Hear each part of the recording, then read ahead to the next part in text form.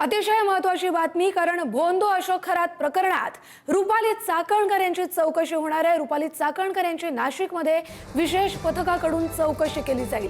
चौकशीसाठी रुपाली चाकणकर पुण्याहून नाशिककडे रवाना देखील झाल्या आहेत। त्यांच्या वकिलांसोबतच रुपाली चाकणकर चौकशीसाठी नाशिकला रवाना झाल्या आहेत। पुढारी न्यूजकडे आत्ताच्या घडीची ही एक्सक्लुझिव्ह बातमी आपण पाहतोय।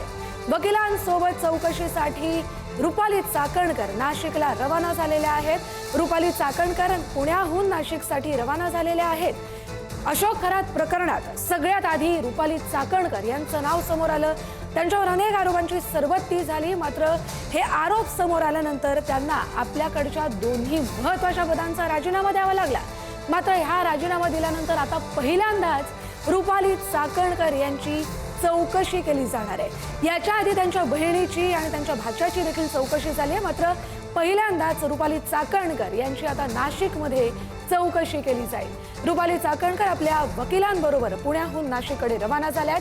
पुढारी न्यूजकडे आत्ताच्या घडीची सगळ्यात एक्सक्लुझिव्ह बातमी आपण पाहतोय। भोंदू अशोक खरात प्रकरणात रुपाली चाकणकर यांची चौकशी होणार आहे। अतिशय महत्त्वाची बातमी। याच संदर्भातले पुढचे अपडेट घेऊया आपले प्रतिनिधी ज्ञानेश्वर चौतमल यांच्याकडून। ज्ञानेश्वर, कुठपर्यंत पोहोचलाय रुपाली चाकणकर? किती वाजताच्या दरम्यान त्यांची चौकशी होईल?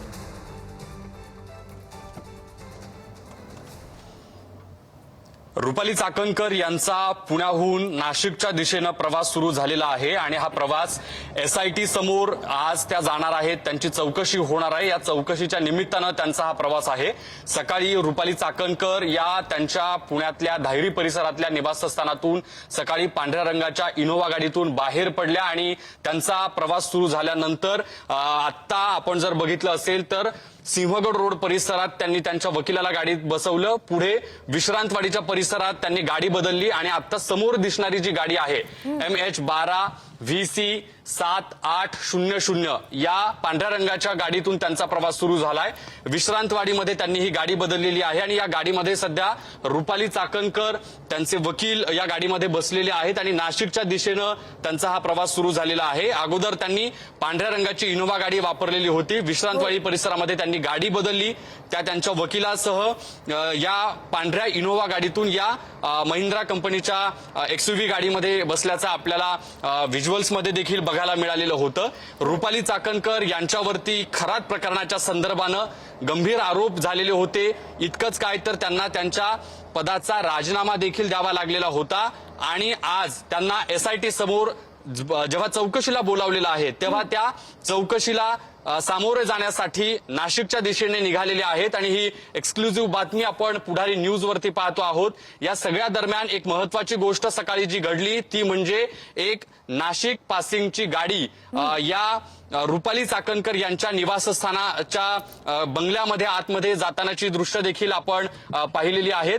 या नाशिकहून आलेल्या अल्टो गाडीतून एक व्यक्ती या रुपाली चाकणकर यांच्या बंगल्यामध्ये आलेली होती आणि या बंगल्यात ही गाडी गेल्यानंतर पुढच्या काही मिनिटांमध्ये रुपाली चाकणकर ह्या तिथून बाहेर पडल्या आणि त्यांचा नाशिकच्या दिशेनं हा सगळा प्रवास सुरू झालेला आहे। आज नेमकी चौकशीच्या दरम्यान रुपाली चाकणकर यांना एसआयटी कडून कोणते प्रश्न विचारले जातात, रुपाली चाकणकर या सगळ्या चौकशीला काय उत्तरं देतात हे पाहावं लागणार आहे। आपण या गाडीच्या जवळ जाण्याचा प्रयत्न करणार आहोत आणि या सगळ्या रुपाली चाकणकर यांच्या गाडीच्या ज्या काचा आहेत त्या काळ्या रंगाच्या काचा आहेत, त्याच्यामुळे आपल्याला आतली दृश्य दिसायला जरा मर्यादा येत आहेत, कारण ज्या गाडीच्या काचा आहेत त्या काळ्या रंगाच्या काचा आपल्याला दिसतात, त्यामुळे आत बसलेल्या व्यक्ती कोण आहेत हे आपल्याला दिसू जरी शकलेलं नसलं तरी आपण या गाडीमध्ये रुपाली चाकणकर आणि त्यांच्या वकील बसतानाची दृश्य टिपलेली होती। त्या दृश्यांमधून हे स्पष्ट होतंय की या गाडीमध्ये रुपाली चाकणकर आहेत, त्यांच्या वकील आहेत आणि हा जो रस्ता आहे हा नाशिकच्या दिशेने जाणारा रस्ता आहे। निमित्त आहे आज खरात प्रकरणाच्या संदर्भानं जी चौकशी रुपाली चाकणकर यांची केली जाणार आहे त्या चौकशीला रुपाली चाकणकर सामोरे जाण्यासाठी निघाल्याची माहिती समजते। त्या आज एसआयटीच्या समोर हजर राहतील अशाच पद्धतीची माहिती मिळते आहे। बघावं लागणार आहे की आज गेल्या अनेक दिवसांपासून अनेक महिन्यांपासून जी सगळ्यांना प्रश्न पडलेला होता की रुपाली चाकणकर चौकशीला कधी येणार, रुपाली चाकणकर यांची एसआयटी कडून नेमकी चौकशी कधी केली जाणार आणि रुपाली चाकणकर यांना जेव्हा या सगळ्या चौकशीला बोलावलेलं होतं तेव्हा यापूर्वी त्यांच्या परिवारातले सदस्य चौकशीला आल्याचं आपण पाहिलेलं होतं. मात्र रुपाली चाकणकर यापूर्वी चौकशीला आलेल्या नव्हत्या. आता पुढारीवरती आपण ही एक्सक्लुझिव्ह बातमी पाहतोय, ज्यात रुपाली चाकणकर ह्या नाशिकच्या दिशेनं रवाना झालेल्या आहेत. त्यांचा नाशिकच्या दिशेनं प्रवास सुरू झालेला आहे. आज त्या साधारण 10:30-10च्या दरम्यान SITच्या पथकासमोर हजर राहतील. चौकशी त्यांची केली जाणार आहे, कारण गंभीर आरोप खरात प्रकरणाच्या संदर्भानं त्यांच्यावरती करण्यात आलेले होते. त्यांना त्यांच्या पक्षाचा राजीनामा द्यावा लागलेला होता, प्रदेशाध्यक्षपदाचा, राज्य महिला आयोगाच्या अध्यक्षपदाचा देखील त्यांना राजीनामा द्यावा लागलेला आहे. आणि अशा सगळ्या परिस्थितीमध्ये जेव्हा त्यांच्यावरती सगळ्या बाजूंनी प्रश्न उपस्थित केले जात आहेत तेव्हा त्यांनी मागच्या अनेक दिवसांपासून मीडियाला देखील बोलणं टाळलेलं आहे. जेव्हा त्यांनी राजीनामा दिला, सुनेत्रा पवार यांची भेट घेतली, तेव्हा त्यांनी एक फक्त प्रतिक्रिया बाहेर आल्यानंतर माध्यमांना दिलेली होती. त्यानंतर आज तागायत त्या माध्यमांच्या आपण रुपाली चाकणकर यांची ही दृश्य दाखवतो आहोत आणि त्यांचा नाशिकच्या दिशेनं सुरू असलेला प्रवास देखील दाखवतोय. अत्यंत महत्वाची ही सगळी घडामोड म्हणावी लागेल, कारण या सगळ्या खरात प्रकरणाच्या संदर्भानं सगळ्यात गंभीर आरोप जे कोणावर केले गेले ते केले गेले रुपाली चाकणकर यांच्यावरती. आणि त्याच रुपाली चाकणकर आज जेव्हा SITच्या या पथकासमोर चौकशीला हजर राहणार आहेत तेव्हा त्या नेमक्या काय SITच्या पथकाला माहिती देतात. अर्थात त्या त्यांचा आज बचाव करण्याचा प्रयत्न करतीलच, पण त्यांच्या बचावातले मुद्दे नेमके कोणते असणार आहेत हेही पाहणं महत्वाचं असणार आहे. दरम्यान आज सकाळपासून नेमकं काय काय घडलं हे मी तुम्हाला पुन्हा एकदा सांगेन. सकाळी आपण बघितलं असेल तर एक MH15 पासिंगची म्हणजे नाशिक पासिंगची एक गाडी जी आहे ती रुपाली चाकणकर यांच्या धायरीतल्या निवासस्थानाच्या परिसरामध्ये आलेली होती. या परिसरातच नाही तर ती रुपाली चाकणकर यांच्या घरी देखील निवासस्थानाच्या पार्किंगमध्ये देखील गेलेली होती. आपण रुपाली चाकणकर यांना बोलण्याचा प्रयत्न करणार आहोत. त्यांना आपण हातवारे करतोय.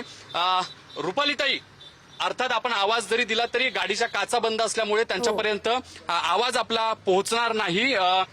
जर या सगळ्या परिस्थितीत आपण बघितलं तर आत्ता सगळ्यात महत्वाचं काहीतरी या सगळ्या खरात प्रकरणाच्या संदर्भानं जे वेगवेगळे आरोप आपली गाडी समोरच्या दिशेने चालू द्या. खरात प्रकरणाच्या संदर्भानं जे वेगवेगळे आरोप रुपाली चाकणकर यांच्यावरती झाले, या सगळ्या आरोपांना काय नेमकी आज रुपाली चाकणकर उत्तरं देणार आहेत हे पाहणं महत्वाचं असणार आहे. आपल्या पाठीमागे सध्या रुपाली चाकणकर यांची गाडी आहे. त्यांच्या गाडीनं स्पीड त्यांचा कमी केलेला आहे, कारण आपण त्यांना आवाज देण्याचा प्रयत्न केलेला होता. त्यांच्या गाडीचा स्पीड आपल्याला आता कमी झाल्याचं दिसतंय. गाडी आपल्या उजव्या बाजूनं पुन्हा एकदा नाशिकच्या दिशेनं जाते. काचा बंद असल्यामुळे आपला आवाज त्यांच्यापर्यंत पोहोचू शकत नाही. मात्र वेगवान पद्धतीनं हा सगळा रुपाली चाकणकर यांच्या गाडीचा जो आपल्याला स्पीड आहे तो बघायला मिळतो. नाशिकच्या दिशेनं त्या निघालेल्या आहेत. आपण त्यांच्याशी बोलण्याचा प्रयत्न करतोय, त्यांना आवाजही देतोय, मात्र त्यांचा प्रवास सुरू आहे. या सगळ्या प्रकरणात महत्वाची गोष्ट काय तर मी जसं सुरुवातीला सांगत होतो की सकाळी एक MH15 नंबरची अल्टो गाडी जी आहे, कार 4 चाकी, ती रुपाली चाकणकर यांच्या पार्किंगमध्ये आपण पाहिली. घरी गेलेली होती. त्या गाडीत नेमकी कोण व्यक्ती होती त्याचे तपशील थोड्या वेळात आपल्याला समजतील. पण आपल्या बरोबर तृप्ती देसाई जोडल्या गेलेल्या आहेत. तृप्ती देसाईची पुढारी न्यूज मध्ये आपलं स्वागत. रुपाली चाकणकर यांचा अशोक खराशी जेव्हा संबंध समोर आला तेव्हा तुम्ही देखील त्यांच्यावरती प्रचंड गंभीर प्रमाणाचे आरोप केले होते आणि आता आज अखेर 1.5-2 महिन्यानंतर रुपाली चाकणकर जेव्हा राजीनामा देऊन सगळं प्रकरण जवळपास संपण्याच्या मार्गावर होतं तेव्हा त्यांची आता SIT कडून चौकशी होणार आहे. आज त्या पुण्याच्या दिशेनं, पुण्याहून नाशिकच्या दिशेनं रवाना झालेल्या आहेत. तुमची पहिली प्रतिक्रिया? रुपाली चाकणकरांची चौकशी होणं फार गरजेचं होतं, कारण ईशान्येश्वर मंदिर ट्रस्ट जो आहे मिरगावचा, त्याच्यावर त्या ज्या आहेत त्या ट्रस्टी म्हणून काम करत होत्या. खरं तर ही चौकशी फार आधी व्हायला पाहिजे होती, परंतु त्यांचा राजीनामा झाला. आपण बघतोय की त्या ट्रस्टचे जे उपाध्यक्ष आहेत त्यांचं मध्यंतरी अपघाती निधन सुद्धा झालं. पण राजकीय नेते आणि जे काही ऑफिसर या खराशी संबंधित होते त्यांची मात्र कुठली चौकशी झालेली नव्हती. त्यामुळे ईशान्येश्वर मंदिराच्या ट्रस्टवर ज्या पद्धतीनं काम झालेलं आहे किंवा जी काही आर्थिक देवाणघेवाण झालेली आहे हे सगळं रुपाली चाकणकरांना माहिती आहे. त्यामुळे त्यांची चौकशी झाली पाहिजे. आणि ज्या वेळेला श्रीरामपूरच्या संपादकांनी, दैनिक खबरदार पुढारीचे जे संपादक आहे, त्यांनी जेव्हा ही बातमी सगळ्यात पहिला छापलेली होती त्यावेळेला त्यांनी प्रचंड दबाव आणलेला होता रुपाली चाकणकरांनी आणि त्यांना नोटीस वगैरे पाठवली होती. आणि त्याच दत्ता खेमनारांचं स्टेटमेंट जे आहे ते एसआयटीकडे रेकॉर्ड झालेलं आहे. त्यावेळेला महिला आयोगाच्या अध्यक्षा म्हणून त्यांनी ज्या पद्धतीनं दबाव आणून व्हॉट्सअप कॉल केलेले आहेत किंवा ज्या पद्धतीनं दबाव आणलेला आहे, सुमोटो ऍक्शन घेण्याचे आदेश दिले, हे सगळे पुरावे खेमनारांनी एसआयटीकडे दिलेले आहेत. त्यामुळं ईशान्येश्वर मंदिरच्या ट्रस्टी म्हणून आणि ज्या काही आर्थिक देवाणघेवाण किंवा इतर खराटशी असलेले संबंध आणि हे जे काही खेमनारांना त्यांनी प्रचंड प्रमाणात जो काही दबाव आणून त्रास देण्याचा प्रयत्न केला त्याचे पुरावे जोडले गेले. त्या अनुषंगाने त्यांची चौकशी होईल आणि जे काही सत्य आहे ते लवकरच समोर येईल. बरं, धन्यवाद तृप्ती देसाईजी, तुम्ही आपली प्रतिक्रिया पुढारी न्यूज पाशी मांडली त्यासाठी. अतिशय महत्त्वाची बातमी, भोंदू अशोक खरात प्रकरणात अखेर आज रुपाली चाकणकर यांची एसआयटी कडून चौकशी केली जाईल. ज्ञानेश्वर चौतमल आपले प्रतिनिधी त्यांचा ताफा फॉलो करतायत. रुपाली चाकणकर पुण्याहून नाशिककडे रवाना झालेले आहेत. आपले प्रतिनिधी जे आहेत ज्ञानेश्वर चौतमल यांनी आता थोड्या वेळापूर्वी आपल्याला माहिती दिली की पुण्यामधल्या ठिकाणी नाशिकमधल्या पासिंगची एक गाडी तिथे आली होती आणि ती गाडी त्यांच्या घरी गेल्यानंतर एक माणूस तिथे पोहोचला आणि त्यानंतर रुपाली चाकणकर नाशिककडे रवाना झाल्या आहेत. विजय कुंभारे हे देखील आपल्याबरोबर जोडले गेलेले सामाजिक कार्यकर्ते आहेत. त्याने देखील चाकणकर प्रकरण हे जेव्हा समोर आलं, अशोक खरात यांचं कनेक्शन, त्यानंतर आरोप केले होते. विजयजी, आपली पहिली प्रतिक्रिया, आज रुपाली चाकणकर यांची खरात प्रकरणात एसआयकडून चौकशी होतीये. रुपाली चाकणकर जर खराब प्रकरणामध्ये त्यांची चौकशी होत असेल तर ही चांगली बाब आहे. कारण याचं कारण असं आहे की त्या या सगळ्या प्रकरणातल्या मुख्य घटक होत्या त्यांची म्हणजे त्यांच्याकडे थेट त्या खरातवर कारवाई करण्याची किंवा त्या प्रकरणात लक्ष घालण्याची जबाबदारी होती. ती जबाबदारी त्यांनी ती टाळली आणि उलट खरातचं पाठराखण करण्याचा प्रकार केला. त्यामुळे त्यांची चौकशी खरं तर सुरुवातीलाच व्हायला हवी होती. परंतु ठीक आहे, आता उशीर झाला आणि जर चौकशी होत असेल तर ते स्वागतार्ह बाब आहे. परंतु सगळ्या गोष्टींची सखोल चौकशी झाली पाहिजे. कारण त्यांनी जे काही केलं ते कुठल्याही प्रकारे समर्थनीय नव्हतं. ते सगळं पूर्णपणे गुन्हेगाराला संरक्षण देणं, गुन्हेगाराची पाठराखण करणं अशा स्वरूपात होतं. आणि ज्या पद्धतीचे खराचे गुन्हे बाहेर आलेत ते पाहता याच्यातल्या कुणालाही सहजासहजी सोडता कामा नये. बरं, धन्यवाद तुम्ही दिलेल्या प्रतिक्रियेसाठी. तर पुढारी न्यूजवर आताची अत्यंत एक्सक्लुझिव्ह बातमी, अशोक खरातचं प्रकरण गेल्या 2 महिन्यांपासून राज्यभरात गाजतंय. अशोक खरातवरती लैंगिक अत्याचारासह अनेक गंभीर आरोप आहेत. आर्थिक नुकसान केल्याचेही अनेक आरोप आहेत. मात्र या सगळ्या प्रकरणात सगळ्यात सुरुवातीला राज्य महिला आयोगाच्या अध्यक्षा ज्या होत्या, माजी अध्यक्षा सध्या त्या आहेत, रुपाली चाकणकर यांचं नाव जोडलं गेलं. अनेक फोटो आणि व्हिडिओ समोर आले. त्यानंतर रुपाली चाकणकर यांना त्यांच्या पक्षाच्या महिला प्रदेशाध्यक्ष पदाचा आणि राज्य महिला आयोगाच्या अध्यक्षपदाचा देखील राजीनामा द्यावा लागला. त्यानंतर चाकणकरांच्या बहिणीची आणि त्यांच्या भाच्याची चौकशी केली गेली. आणि आजच्या दिवशी आजचा दिवस महत्त्वाचा, कारण स्वतः रुपाली चाकणकर यांची आज एसआयटी कडून चौकशी केली जाईल. भोंदू अशोक खरात प्रकरणात रुपाली चाकणकर यांची आज चौकशी होते. थेट बोलूया सुषमा अंधारे जी आपल्या बरोबर जोडल्या गेलेल्या आहेत, ठाकरे सेनेच्या उपनेत्या. सुषमाजी, आज रुपाली चाकणकर यांची अखेर एसआयटी कडून चौकशी होतीये. एसआयटी चौकशी होते ही स्वागतार्ह बाब आहे. फक्त अपेक्षा एकच आहे की या चौकशीचा नुसताच फार ठरू नये. कारण 40 दिवस झाले आपल्याकडे निदा खान तर सापडली, मात्र कल्पना खरात अजूनही सापडत नाहीये. हो, कल्पना खरातला लपवून ठेवण्यात या लोकांचा काही हस्तक्षेप आहे का हे तपासून बघितलं पाहिजे. कारण कल्पना खरात, मला वाटतं की अशा खूप साऱ्या आर्थिक घडामोडी, असे खूप आर्थिक व्यवहार असतील जे कल्पना खरात सापडल्यानंतर समोर येतील. हो, कल्पना खरातला जाणीवपूर्वक लपवून ठेवलं जाते का? कारण जर तुम्हाला बाकी सगळे आरोपी सापडतात पण नेमका कराडच्या केस मधला कृष्णा आंधळे सापडत नाही आणि इकडे खरातच्या केस मधली कल्पना खरात सापडत नाही, त्यामुळे चाकणकरांची चौकशी होताना कल्पना खरातचा सुगावा लागावा इतकीच अपेक्षा आमची. बरं, धन्यवाद सुषमाजी, तुम्ही आपली प्रतिक्रिया दिली त्यासाठी. आज रुपाली चाकणकर यांची एसआयटी चौकशी होते आणि त्याच निमित्तानं अशोक खरातची पत्नी कल्पना खरातला लपवून ठेवण्यात त्यांचा हात आहे का, असा गंभीर सवाल सुषमा अंधारे यांनी उपस्थित केलाय. आपल्याबरोबर रुपाली ठोंबरे पाटील देखील जोडल्या गेलेल्या आहेत. त्यांनी देखील आपल्या स्वतःच्याच पक्षातील एका महिलेवर म्हणजेच रुपाली चाकणकरांवर या खरात संदर्भात गंभीर आरोप केले होते. रुपाली ठोंबरे पाटीलजी, पुढारी न्यूजमध्ये स्वागत. आणि आज अखेर जवळपास 1.5 महिन्यानंतर चाकणकरांची एसआयटी कडून खरात प्रकरणात चौकशी होणार आहे. तुमची पहिली प्रतिक्रिया? एक लक्षात घ्या, रुपाली चाकणकर या प्रकरणात पहिल्यापासून अशोक खरातच्या त्या कृत्यामध्ये किंवा त्या घटनेमध्ये त्यांचं संगनमत दिसतंय. ते ट्रस्टवर आहेत, त्याच्यामुळे रुपाली चाकणकर आणि ट्रस्टवर असणारे व्यक्ती आणि या अशोक खरातशी असलेले संबंधित प्रत्येक व्यक्ती यांची चौकशी कायदेशीर प्रक्रियेने क्रमप्राप्त आहे, कायदेशीर आहे. रुपाली चाकणकर संविधानावर आहेत आणि रुपाली चाकणकर माझ्या पक्षातल्या आहेत किंवा रुपाली चाकणकर माझी मैत्रीण आहे किंवा माझी बहीण आहे किंवा कोणी जरी असली तरी सुद्धा त्यांचा या खराची असलेला जो काही प्राथमिक पुरावा आहे त्याच्यानुसार त्या त्याच्यात आरोपी होतात. त्याच्यामुळे त्यांची चौकशी होणं गरजेचं आहे. ठीक आहे, खरातवर आता 15 ते 20 गुन्हे दाखल झालेले आहेत. त्याच्यामुळे रुपाली चाकणकर असतील किंवा अजून ट्रस्टवर कोणी असेल, या सगळ्यांच्या या ज्या काही संशयित आरोपी आहेत किंवा आरोपी म्हणून प्राथमिक माहिती पोलिसांना मिळते तर त्यांना अटक होणं गरजेचं आहे. जर रुपाली चाकणकर कदाचित राजकारणात नसतात आणि सर्वसामान्य महिला असते तर केव्हाच अटक झाली असती, हे तुम्ही लक्षात घ्या. आणि रुपाली पाटील ठोंबरे पक्षातली आहे म्हणून बोलायचं नाही, मग आमच्या कायदेशीर नॉलेजला किंवा आमच्या ज्ञानाला उपयोग काय? म्हणजे पक्षात आहे म्हणून एखाद्याने खून केल्यावर आम्ही म्हणणार का नाही बरं झालं खून केला, आता तुम्ही बाजूला थांबा, हा एक मुद्दा. त्याच्यामुळे रुपाली चाकणकरनी जो काही केलेलं आहे या प्रकरणात त्यांचा जो काही हात आहे त्याच्यामध्ये त्यांची चौकशी होणं हे कायदेशीररित्या क्रमप्राप्तच आहे. दुसरा विषय, त्या ज्या कल्पना खरात आहे तर माझं याच्यामध्ये लिगल सांगते की त्यांनी काहीतरी अटकपूर्वला गेलेले आहेत. जोपर्यंत त्यांचा अटकपूर्व फेटाळत नाही तोपर्यंत ती बाई समोर येणार नाही.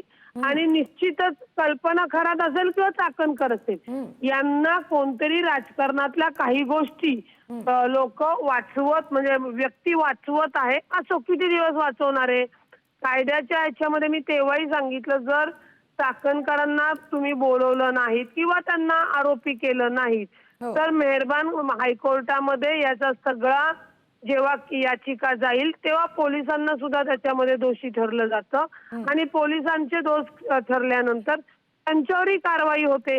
त्याच्यामुळे पोलिसांनी कोणतीही कर्तव्यात कसूर करू नये. कितीही राजकारण्यांनी वाचवण्याचा प्रयत्न केला तरी लिगल पद्धतीने कुणीही वाचवत नाही, वाचवू शकत नाही. आज नाही तर उद्या त्यांना बोलवणं होतं, ते आज बोलवलेलं आहे. चौकशीमध्ये बाकीच्या गोष्टी अजून त्यांचा खुलासा त्यांना मिळेल किंवा माहिती मिळेल पोलिसांना. बरोबर आहे. त्यामुळे आता चौकशी अंती काही नवीन महत्त्वाचे खुलासे होतात का हे देखील आपल्याला पाहावं लागेल. धन्यवाद, तुम्ही आपली प्रतिक्रिया मांडली त्यासाठी रुपालीताई. तर रुपाली चाकणकर आपल्या वकिलांबरोबर पुण्याहून नाशिककडे रवाना झालेले आहेत. आपले प्रतिनिधी ज्ञानेश्वर चौतमल त्यांच्याबरोबर आहेत, ते त्यांचा ताफा फॉलो करतायत. त्यांच्या घरापासून नाशिकच्या एसआयटी कार्यालयापर्यंत पुढारी न्यूज त्यांना फॉलो करते. अखेर जवळपास 1.5 महिन्यांनी आज रुपाली चाकणकर यांची एसआयटी कडून चौकशी होईल. जेव्हा हे प्रकरण समोर आलं अशोक खरातचं, त्यानंतर अनेक फोटो व्हिडिओ समोर आले ज्यात रुपाली चाकणकर यांचं नाव जोडलं गेलं. ईशान्येश्वर मंदिर ट्रस्ट असू दे किंवा आर्थिक काही महत्त्वाचे धागेदारी असू दे, त्याच्याशी रुपाली चाकणकर यांचा संबंध असल्याचं बोललं गेलं. त्यानंतर रुपाली ठोंबरे पाटील असतील, त्यांच्याच पक्षातल्या राष्ट्रवादी काँग्रेसच्या नेत्या असतील किंवा भूमाता ब्रिगेडच्या तृप्ती देसाई असतील, आशा मिरगे असतील, अंजली दमानिया असतील, सामाजिक कार्यकर्त्या, या सगळ्यांनीच रुपाली चाकणकर यांच्यावरती गंभीर आरोप केले. हे आरोप केल्यानंतर काही फोटो व्हिडिओ समोर आल्यानंतर रुपाली चाकणकर यांना नाईलाज झालं आणि त्यांना त्यांच्या पक्षाच्या महिला प्रदेशाध्यक्षपदाचा आणि राज्याच्या महिला अध्यक्षपदाचा देखील राजीनामा द्यावा लागला. तर राजीनामा दिल्यानंतर रुपाली चाकणकर काही माध्यमांसमोर आलेल्या नव्हत्या. हे प्रकरण जे सुरू आहे त्यात अशोक खरातवर दिवसेंदिवस नवनवीन गुन्हे दाखल होत राहिले. त्याची सुनावणी नाशिकमधल्या सत्र न्यायालयात सुरू होत राहिली. मात्र आज अखेर रुपाली चाकणकर आपल्या वकिलांसमेत नाशिकला रवाना झालेत. कारण महत्त्वाचं आहे, एसआयटी कडून आज पहिल्यांदा रुपाली चाकणकर यांची चौकशी होणार आहे. बोंधू अशोक खरात प्रकरणात आज रुपाली चाकणकर यांची एसआयटी कडून चौकशी होईल. अगदी काही दिवसांपूर्वीच त्यांची बहीण प्रतिभा चाकणकर यांची देखील चौकशी झाली आहे. कदाचित या चौकशीनंतरच काही महत्त्वाचे धागेदोरे हाती लागले का आणि म्हणूनच रुपाली चाकणकर यांना एसआयटीनं बोलावणं घातलं का आणि आज त्या नाशिकला रवाना झाल्यात का असे अनेक सवाल आपल्या समोर उपस्थित होत आहेत.